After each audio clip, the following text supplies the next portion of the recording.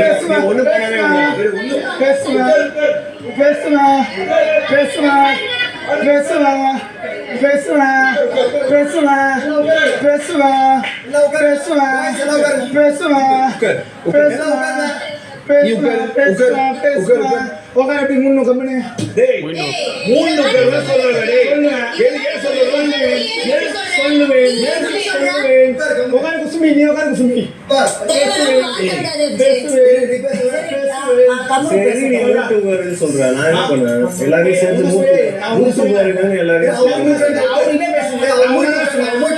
அவனை கூட ஏன் சொல்ற?